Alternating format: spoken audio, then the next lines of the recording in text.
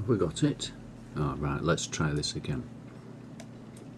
I've got myself a Canon Ixus. There's a 1100 HS model. Here, I'll just there's a picture. We'll see if the recordings are a little easier now. I want to try a piece which I did last year, November last year. The monthly competition theme was Steam, and the one I did was, I called it Fugitive. It comes to about 1,000 words. This is not quite as the piece which I've got on the site. You go back to it and you look at it and you start to tinker. Hey ho. Fugitive. As I remember. My eyes were closed and the chaos started. How did it all start? We were used to the customary searchers. In the downstairs library, its dowdy furniture and raggedly bound books, a last repository of fading knowledge. There were ways, secret ways, ones that led under shabby buildings and tattered lives to who knows where.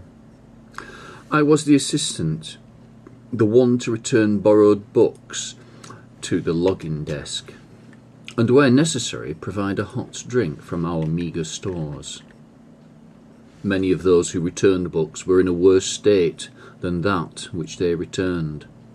I can and should digress into description. Our state was no dream nor shared ideal, rather we were the ragamuffin last of history. Wrapped in solid rock and the detritus of time, we have been protected from the savagery that prevails outside. Perhaps this will continue. Even so, our lot was evil. Vicious force ruled our small enclave. Gangs of our oppressors roamed, lashing out randomly at any sign of sedition. For any so identified, broken down buildings, once called home, and tangled alleyways became a trap. So any that ran, we would hide down in the secret places. I know those secret places. I've been down there.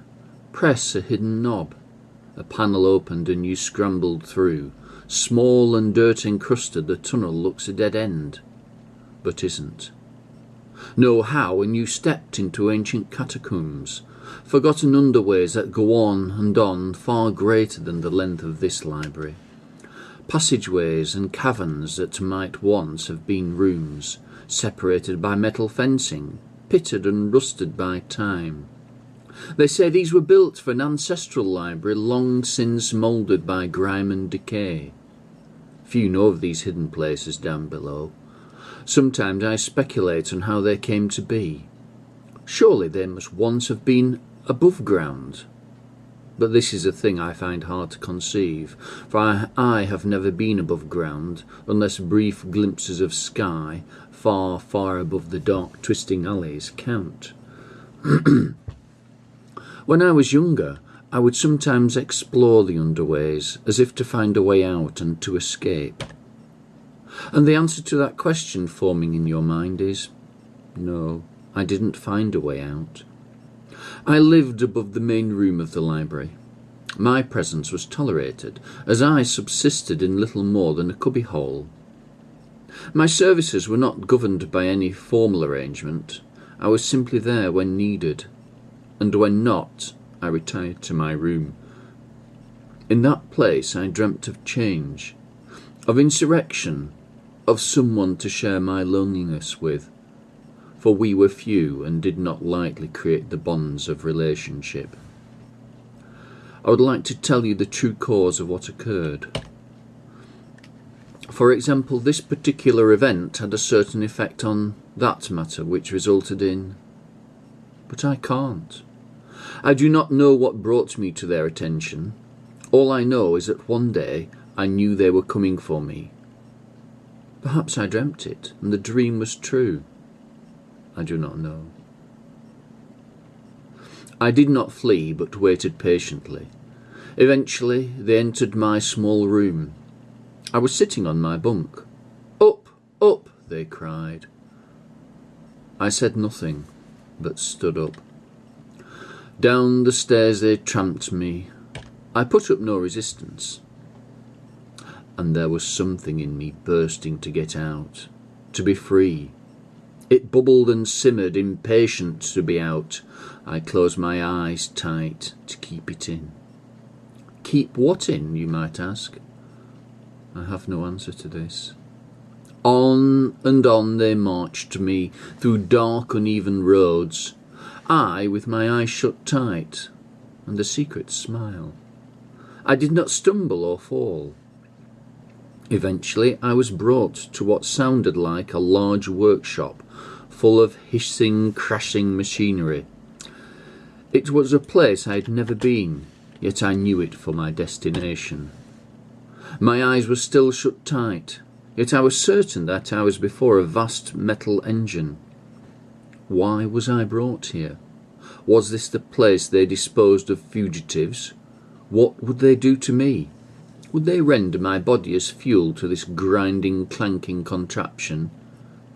Yet in me a force was building, a need for escape, for freedom, a need that refused to be denied, and I was where I needed to be. Here was power, and I was at the heart of it. They let go their hands from me. I was left alone for a moment, and I knew that the time was now. I peeped through the corner of one eye to the merest glimmer of sight. No one was near. I had correctly deduced that I was before a mighty engine. From it, metal pipes of all shapes and sizes protruded, encrusted with shut-off taps, valves, spigots.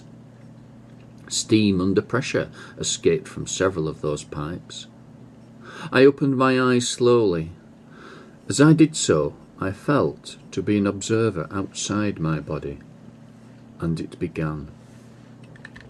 Light leaked from my eyes, light that flooded the room, forcing its way into every crack and crevice of the apparatus. I heard the sounds of alarm, panic, shouts from many tens of yards away, up gantries or down on lower levels, magnified in the immensity of that workshop. Did they think they'd caught a minnow? In brief moments, it was over. I'd fixed that machine good and proper. Flee, flee, do not let yourself be caught again. Drained and exhausted, I knew it was time to escape, so I came back to the library, a fugitive. No words were spoken.